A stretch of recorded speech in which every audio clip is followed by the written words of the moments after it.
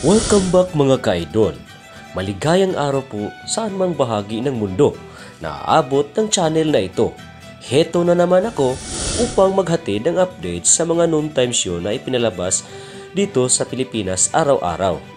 Ano mang show ang kasama mo sa pananghalian ay talagang nagbibigay at naghahatid ng saya sa bawat Pilipinong nanonood. Alam naman natin ang panahon ay pabago-bago. Sabi nga ni Kuya Kim sa kanyang segment noon, ang buhay ay weather-weather lang. Sabi naman ng kanta, ang buhay ay parang gulong ng palad. Minsan nasa ilalim, minsan nasa ibabaw. Pero wag lang tayong magpadala sa bugso ng ating damdamin. Wag nating idaan sa init ng ulo. Just set back and relax habang nanonood ng aking video. Dahil ang pag-usapan natin ngayon ang takbo ng noontime show sa buong buwan ng Setyembre.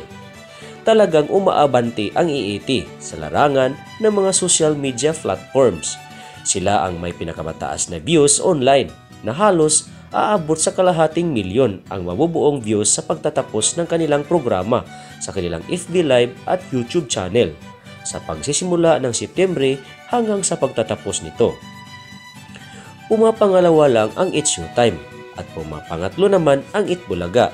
Samantalang kasalukuyang suspendido pa ang It's Showtime sa pag-i-air nito sa GTV, habang hindi naman nagpapatinag ang Showtime Family sa pagpapasaya ng kanilang programa sa tanghali habang naharap ito sa reklamo ng NTRCB. Yan lang po muna mga ka-idol.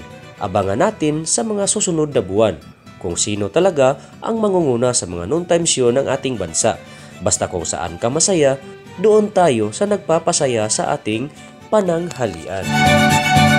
O mga ka-idol, ano naman ang iyong opinyon tungkol dito? Maaari kang maghayag ng iyong kuro-kuro ukol dito.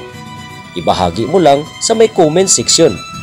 At kung di ka pa nakapag-subscribe sa aking munting channel, ay pakiclick na lang sa subscribe button at notification bell para maging updated ka na rin sa mga susunod na video aking i-upload.